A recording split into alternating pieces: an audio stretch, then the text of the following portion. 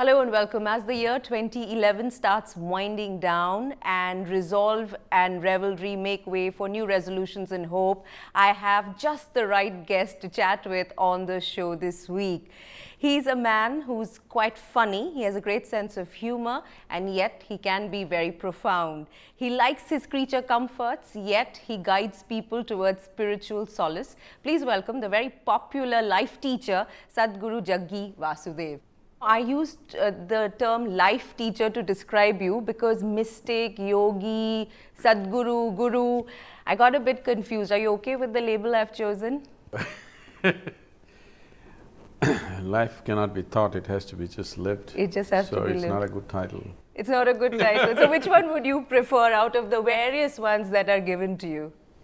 Sadhguru is fine because Sadhguru means an uneducated guru, which I look at and I am. So… When you do sessions like the one you've just done in Bombay, when you do these all over the world, when you look out at that sea of humanity, do you think they are looking for? And has that changed over the years? Is it different from time to time and place to place? Or are they seeking for something that's pretty much uniform? One significant change has happened, which I have observed 30 years ago when I started teaching.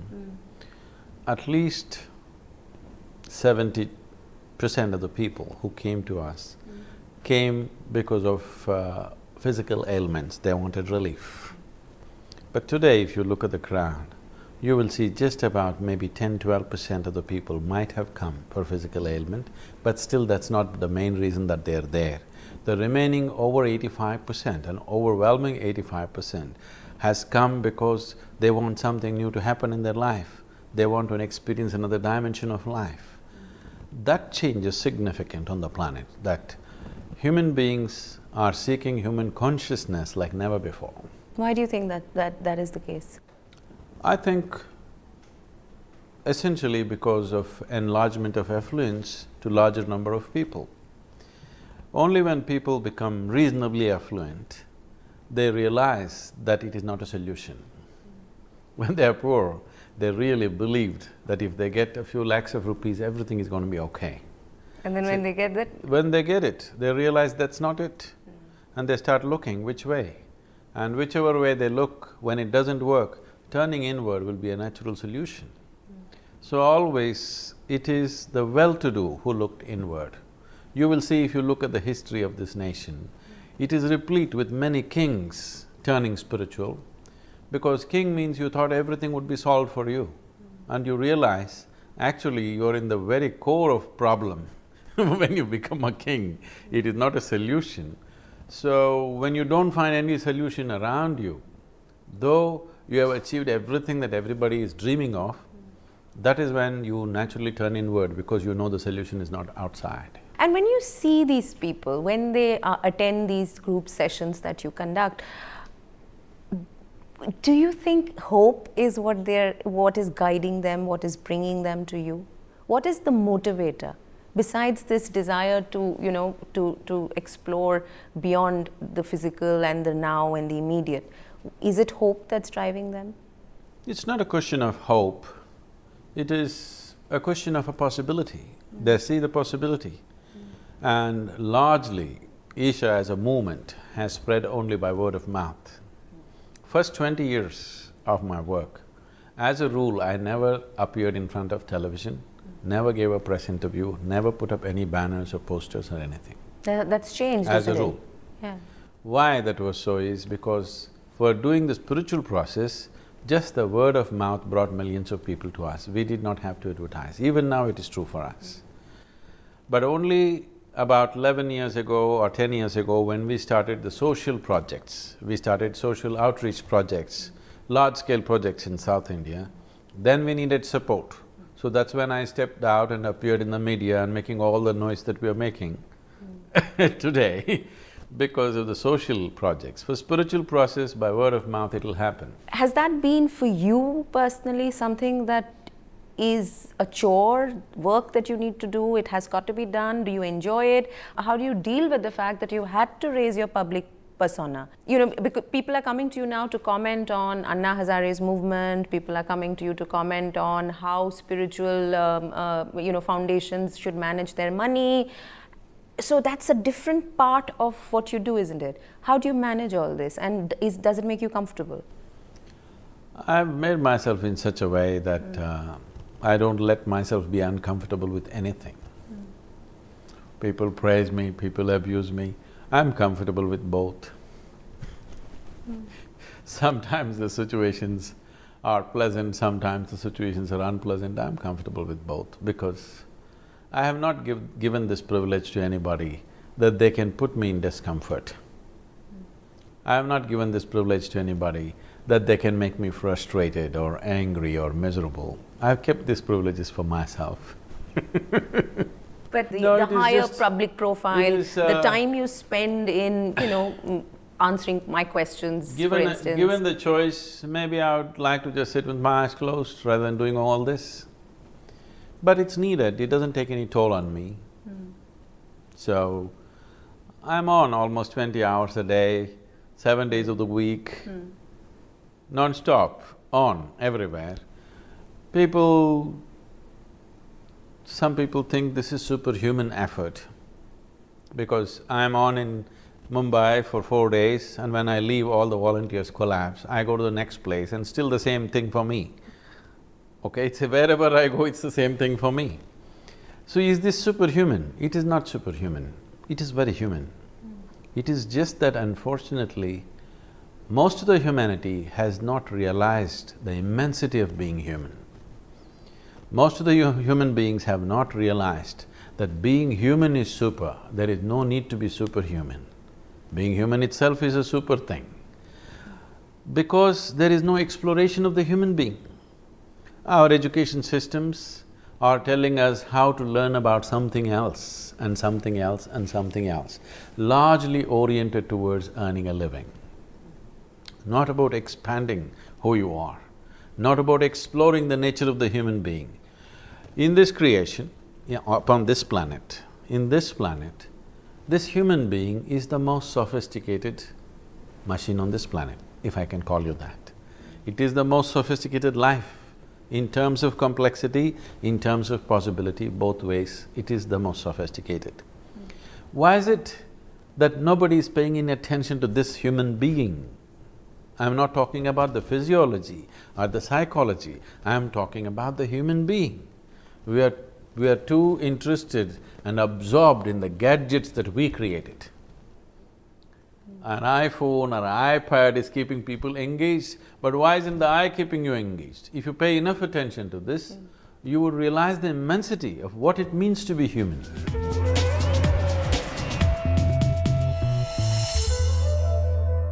Tell me how you came upon yoga, because from what I've read and heard you say, you discovered yoga when you were about 11 years old and then you practiced it without fail, and that practice of yoga for over a decade after that was almost like your sadhana or your tapasya. That I think I've interpreted as you crediting your self-discovery to that practice. Am I right? It would be not entirely appropriate to say that. There are other dimensions to it. But that is a logical way of explaining things. When I learnt yoga mainly for physical and mental well-being. Should I tell you the story? How? Yes. Who taught you yoga? How did you discover yoga? I went into yoga for the wrong reasons. I was… every summer we all used to go to my grandparents' place, where it's a large place, and we are a whole bunch of over 35 people. And so one of the sport for the boys is, there is a well which is about 8 feet in diameter, 150 feet down. In summers the water is down almost 65, 70 feet. So one of the sport is to jump into this well and climb up. So you have to jump properly. If you don't go properly, your brains will become a smear on the wall. And to climb, there are no steps or staircase or anything. You have to hold the rock and climb. It's a tough thing to do. But this is one of the things we do, and I'm pretty good at it. One day we're all doing this. Most boys don't dare to jump. So those who jump are, like that. And an old man, over 70 years of age, was watching us. Without a word, he went and jumped. I thought he's finished. But he came up quicker than me, and I didn't like it. So I asked him, how? He said, come and do yoga. I followed him. So why I'm telling you this story is, even if you do yoga for wrong reasons, it still works. That is the nature of this existence. Even if you do the right things, even for the wrong reasons, still you get the right results. That's how compassionate creation is for you. So that's how you discovered yoga? That's how I first stepped into yogic practice. And then was my interpretation of what you said right? That it is that practice of yoga that has helped you on your personal path to discovery, self-discovery? For me, self-discovery was more a reminder.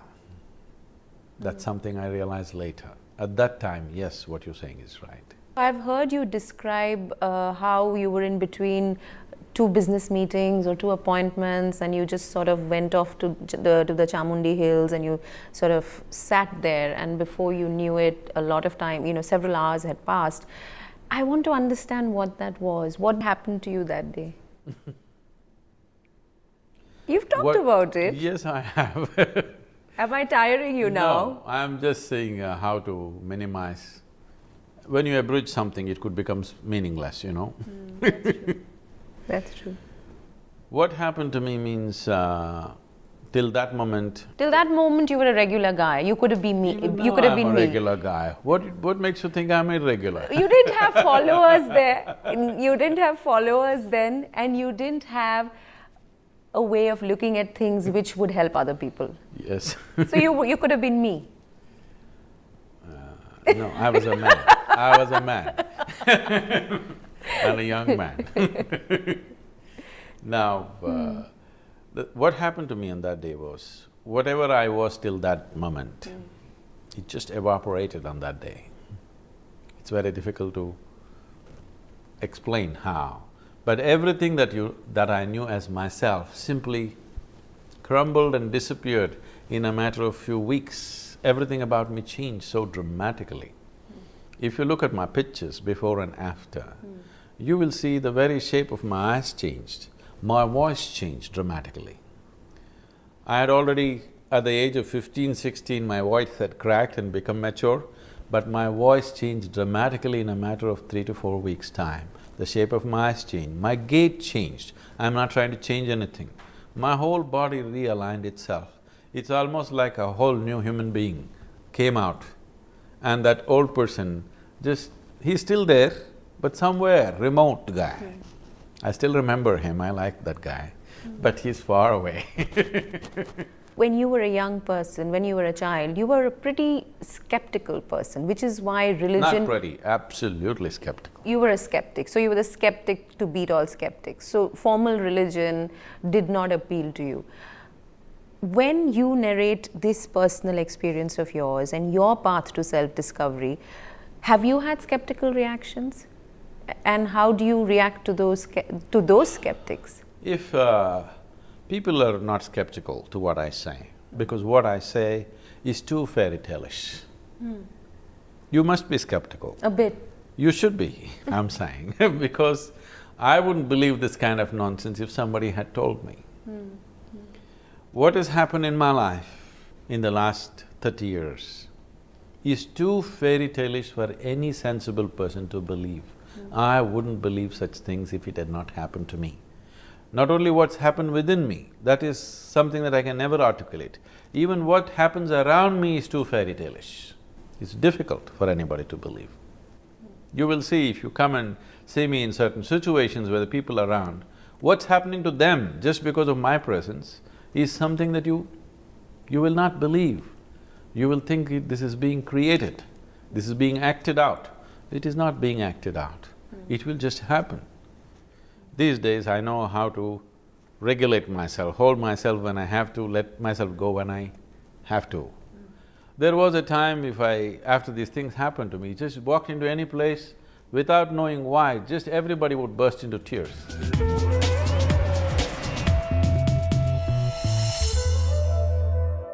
Today, how does your family see you? Because I believe you have a brother and a sister, you have a daughter. How does your family see you and how do you see them? I have a very large family, a few million strong. How does the conventional family, what regular people like me think of as family, see you and how do you see them? I see them as important people in my life who played a significant role in my life in so many ways, for whatever contributions they've made to me. But I'm not particularly entangled with the family business because the bond of spirit is much stronger than the bond of blood. So I am bound by spirit to millions of people. And blood, not because of blood, because at a certain stage in your life, they played a significant role in your life. So for that, they're important to me. But do you feel the same way about your daughter, who I believe is a young adult now? Yes. I have too many daughters and sons. So she's also one of them, but she thinks she's my boss, but Is she part of the foundation? Does she work with you? no, she's a Bharatanatyam dancer. She's performing for the last 1 year. And do I see pride in your eyes? Do I see pride in your eyes? I'm glad she's dancing, not just trying to earn a living. I'm glad she chose something like that, that she did not choose to do something just for the sake of earning a living. That's something that I always put into her, don't ever bother about earning a living. Because even a worm and an insect can do it. Do something that you really care to do, something that you think is valuable. That's what you must do in your life, otherwise it simply means that you don't value your life. So she went to this, she that, she thought she'll do this, she'll do that, then she invested herself in dance full-time. I took her off formal education after 10th standard. And she went into full-time dance for last 7 years or 8 years now. And now she's performing and she's very passionate about it and I'm glad she's doing that. I hate to bring this up, but I read it in my research where you're concerned, and that is that your late wife, there is this controversy about the way she died. Will you help me understand that a bit? There is no controversy, it is just a few tabloids picked it up and did some rubbish, because we know why they did it now. And a few bloggers who have nothing else to do, they keep doing it. Absolutely no controversy because it happened in the presence of people and it was a natural process. It is just that because you're in a public space, anybody can say anything. The law has not said anything, no legal entity has said anything. People who have nothing else to do, they keep commenting about it. She was like my shadow for 12 years. She lived as a part of my life in everything that I did. And this is a nation where there have been thousands of incidents where people have left their body consciously. It is the peak of yoga in many ways. So she announced that she will leave almost 9 months ahead of that time. And she even prepared my daughter, who was only 7 years of age. And many ways I tried to… because those 12 years we were traveling and traveling all the time together. So this was the time when we're just kind of beginning to settle down. I said, just now we're settling down, why now? So she said, right now everything within me and outside of me is perfect. This is the time I want to attain to this. And she started working towards it. I never thought she will make it so quickly. This is something everybody is working towards, that you must be able to conduct the most profound aspects of your life consciously, that includes your birth and your death. So that is not a simple factor, which unfortunately, that profoundness in the society is gone. So all kinds of people who have nothing else to do, they're commenting about it. There's absolutely no controversy. There were hundreds of people, a few thousand people attended the funeral, everything was there. They're just commenting without any basis. If anything like that was there, you think all these young people would be around me, supporting and making things happen? When you say it's possible to prepare for death… I did not say death. What did you mean then? Is it true that you gathered this body slowly over a period of time? Yes? You gathered it. Some people gather this body consciously, lot of people gather it unconsciously. If you had gathered it consciously, it would also be possible for you to drop it consciously. If you gathered it unconsciously and lived unconsciously, such a thing would look like an impossible thing for you. But if you gathered it consciously and you conducted it consciously, you could also keep it aside consciously. So, this is the very essence of the yogic process, and it's always been there in our cultures. Paramahamsa Yogananda sat in front of 700 people, announced that I'm leaving my body now, and he left. So, what do you think? It's suicide? That's what you will be accused of. If you can't accuse someone of suicide, then you will say it must be murder, okay?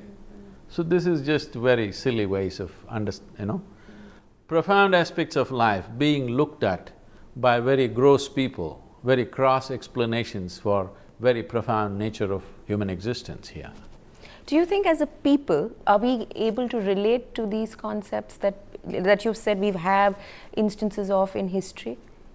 Because while I understand what you're saying or attempt to understand what you're saying at an intellectual level, at a visceral level, and I'm not talking about… I understand. So I'm just trying to figure out, can I choose to do this? If you work for it,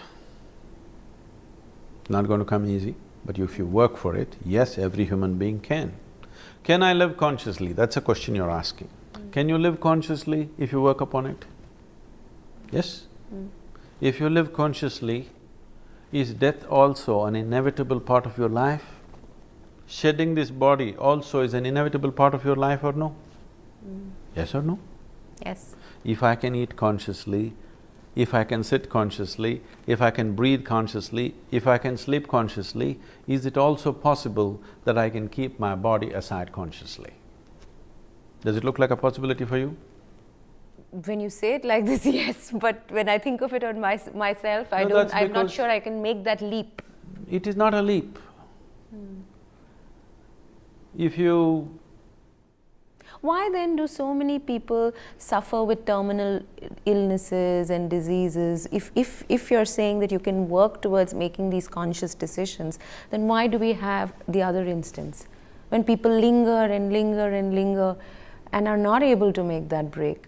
So when people are suffering something, if you tell them the truth, they won't be able to digest it. Let's not talk about that.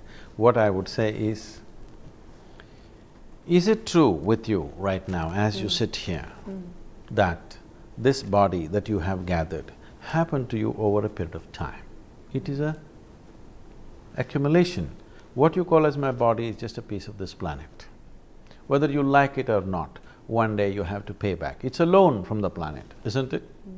So you've taken credit from Mother Earth. When the time to come back, you can either give back willingly or you can give back crying.